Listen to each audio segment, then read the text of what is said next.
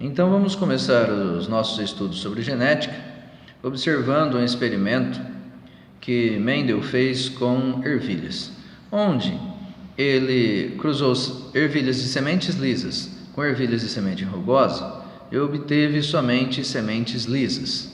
E cruzando essas sementes lisas desse primeiro manuseio entre si, obtiveram sementes lisas e voltaram a aparecer sementes rugosas.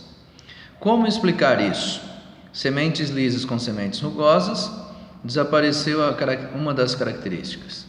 E depois, numa próxima geração, voltou a surgir esta nova característica. Então, Mendel criou o seguinte modelo explicativo, que as características eram expressadas por dois genes, um recebido do gameta masculino e outro recebido do gameta feminino. Portanto, as sementes lisas eram dominantes em relação às sementes rugosas. Por isso, quando o gene que determinava essa característica estivesse na presença do outro gene, prevalecia então a sua informação genética. Portanto, assim, podemos representar então por letras maiúsculas as características sementes lisas e por letras minúsculas a característica semente rugosa. Assim, no primeiro cruzamento, os indivíduos tinham sementes lisas, mas continha em seus genes a informação para a semente rugosa inibida. E no segundo cruzamento, cruzando sementes lisas com sementes lisas híbridas, vamos dizer, porque não são mais puras, então cada indivíduo forma gameta com apenas uma informação genética. Quando nós temos sementes puras, nós vamos ter todos os gametas iguais, tanto para a dominante quanto para a característica recessiva.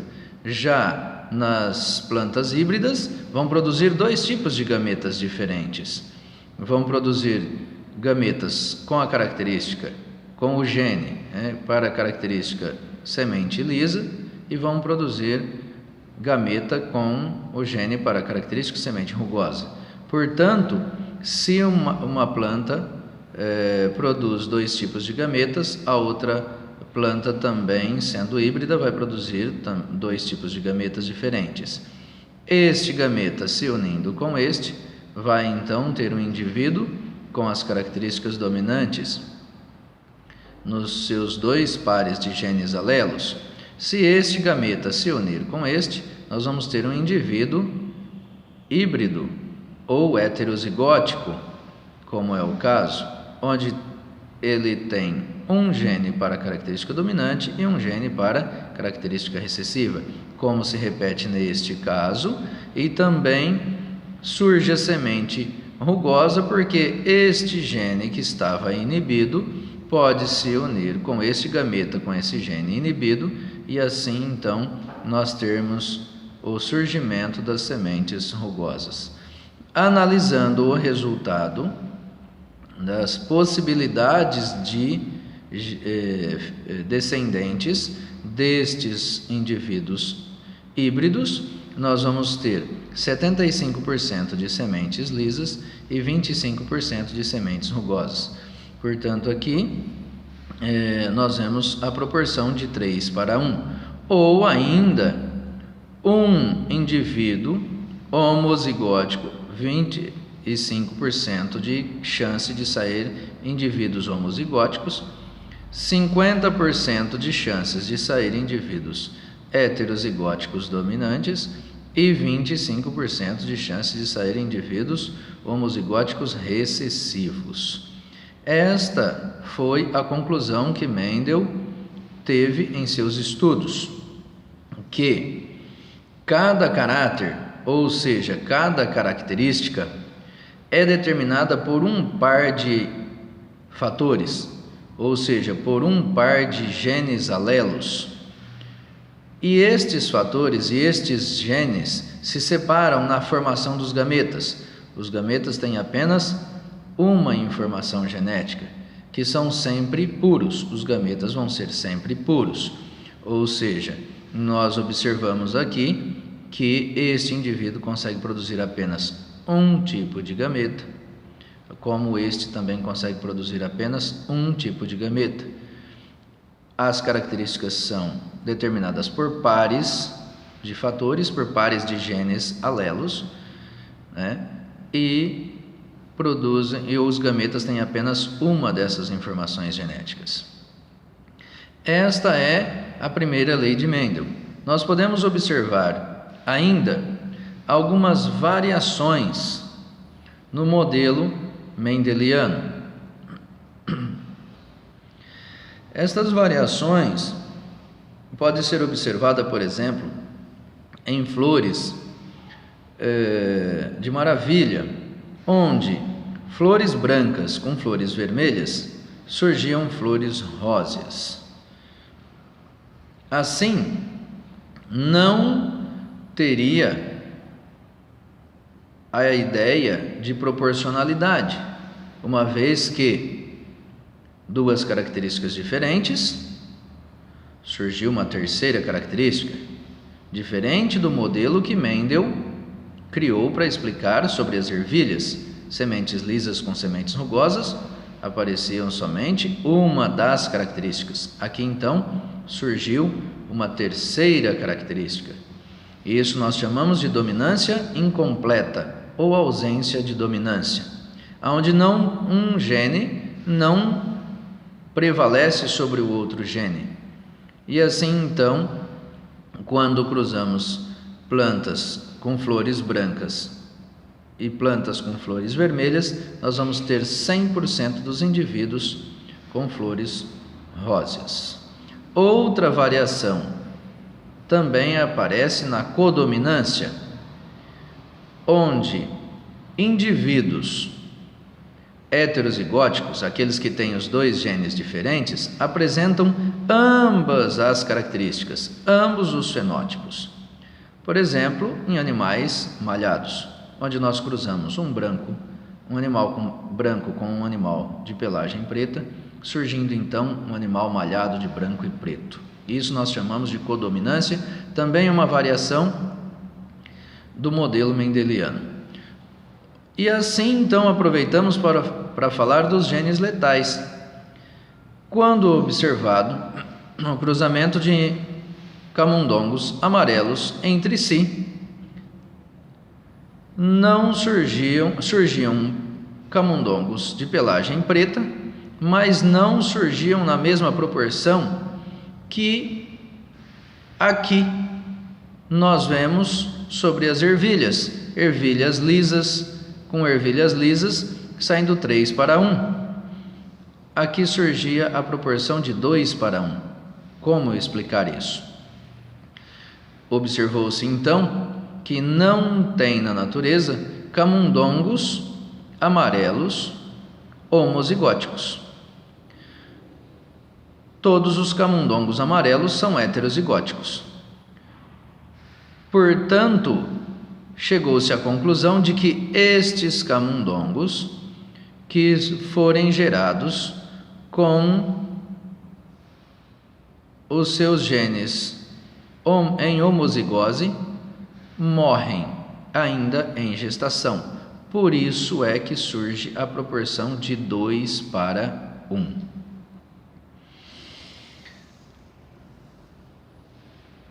E agora vamos falar um pouquinho sobre a herança dos grupos sanguíneos na espécie humana.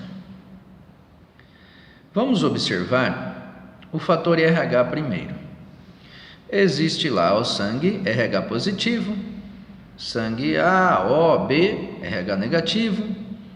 Vamos analisar esse fator RH. O fator RH é semelhante, segue os padrões das explicações de Mendel. Dominância e recessividade. Mas algo curioso acontece na espécie humana, porque o indivíduo que possui o fator RH, ele não produz anticorpos anti-RH. Mas o indivíduo que não produz o fator RH, chamado de RH negativo, ele produz um anticorpo como se fosse para se defender de um vírus ou de outro qualquer micro-organismo. Então ele não pode ter contato com um sangue RH positivo, porque ele vai criar glóbulos brancos e destruir esse sangue positivo que ele identifica como sendo diferente do seu. E existe então a seguinte situação: um homem RH positivo, se ele tiver um filho com uma mulher RH negativa, poderá ter um filho RH positivo. Se ele for homozigótico, poderá gerar um filho RH positivo. Portanto, o filho, tendo esse fator, no momento do parto, ele pode sensibilizar a mãe, transmitindo gotículas de sangue para a circulação sanguínea da mãe. A mãe, sendo sensibilizada, vai produzir esses fatores anti-RH e vai estar em seu organismo. Para uma segunda gestação,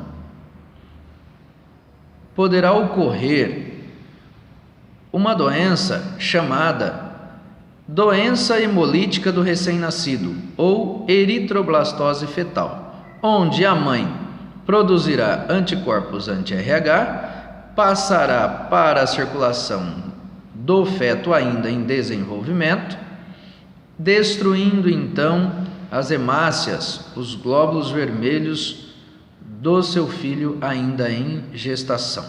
Então, isso é muito importante nós termos esse conhecimento, porque quando formos ter um filho, é muito importante saber qual é o tipo de sangue da criança, qual é o tipo de sangue da mãe, para então tomar as providências cabíveis para que não ocorra um futuro aborto do segundo filho em diante, em relação à mãe estar doando anticorpos anti-RH para o filho. E agora sim, nós vamos falar um pouquinho sobre o sistema ABO, os tipos de sangue do sistema ABO. E aí, nós temos 4 tipos de sangue: sangue A, sangue B, sangue AB e sangue O. Mas é possível observar nos seres humanos o seguinte comportamento: sangue A em relação a sangue O é dominante. Da mesma forma, o sangue B em relação ao sangue O. E o sangue A em relação ao sangue B não tem dominância. Ocorre aquele caso de ausência de dominância. Então, portanto, é possível explicar isso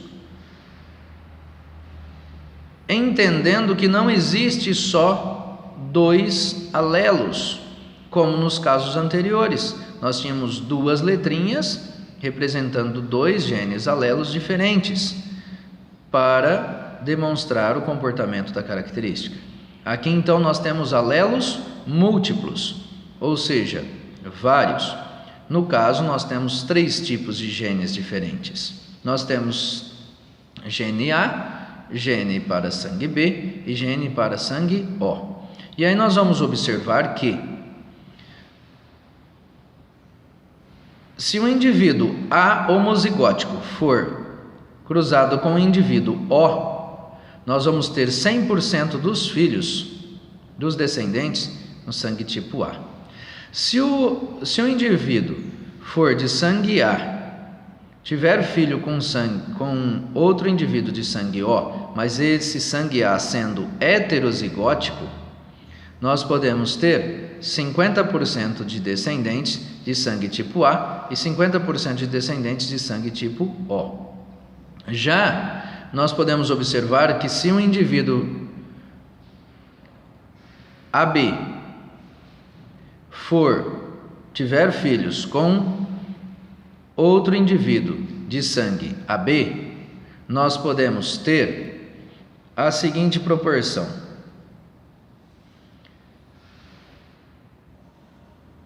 25% dos descendentes terão chance de ter sangue tipo A, 50% de chance de ter sangue AB e 25% de chance de ter sangue B. Portanto, aqui nós vemos uma ausência de dominância. O gene A com gameta com gene A, gerando então indivíduo de sangue tipo A. Gameta de gene A com gameta de gene B vai então gerar indivíduo de sangue AB, se repetindo aqui também o mesmo caso. E, portanto, estes dois gametas com gene tipo B se unindo, surgirá então o sangue B. Portanto, os pais eram AB e surgiu a característica de sangue tipo A e pode surgir a característica de sangue tipo B pela ausência de dominância. E assim nós vemos então que indivíduos de sangue O gerar filhos entre si, surgirão 100% de descendentes de filhos com sangue tipo O. Portanto, nós podemos representar então os genótipos de sangue A: homozigótico desta forma, heterozigótico desta forma. Genótipos para a pessoa de sangue tipo B: homozigótico desta forma, heterozigótico desta forma. Indivíduos de sangue AB terá este genótipo. Indivíduos de sangue O terá este genótipo, representando então a recessividade e a dominância em relação aos genes A e o gene B. Portanto, nós vimos nessa aula alguns conceitos. Gene, pedaço, segmento de DNA que determina uma proteína e assim determina uma característica. Genes alelos são genes em cromossomos diferentes, um recebido do pai, outro recebido da mãe, formando um par que determinará uma característica. Sementes puras foram utilizadas para indivíduos homozigóticos que não tinha mistura com outra característica. Sementes híbridas foram então o cruzamento de duas sementes puras diferentes, gerando então um indivíduo heterozigótico, ou seja, híbrido. Característica dominante é aquela que prevalece na presença de outra. Característica recessiva é aquela que fica inibida na presença de outra. Indivíduos homozigóticos, indivíduos que têm os dois genes iguais, sejam dois genes dominantes, sejam dois genes recessivos. Indivíduos heterozigóticos são indivíduos que têm dois genes diferentes, um gene para a característica dominante, outro gene para a característica recessiva. Genótipo é o conjunto de genes que nós estamos estudando, estamos falando, é o conjunto de informações genéticas, representado pelas letrinhas. Fenótipo é a característica manifestada no indivíduo, ou seja, R maiúsculo e R maiúsculo representa sementes lisas. As letras R's representam o genótipo e sementes lisas representa o fenótipo. Portanto, o fenótipo pode ter influência do meio ambiente, como é o caso da coloração da nossa pele. Muitas vezes, quando expostos ao sol, então intensifica um pouco mais o genótipo, tendo assim então a pessoa uma pele mais escurecida, determinando então um gene, um fenótipo, sendo o resultado do genótipo mais a influência do meio ambiente.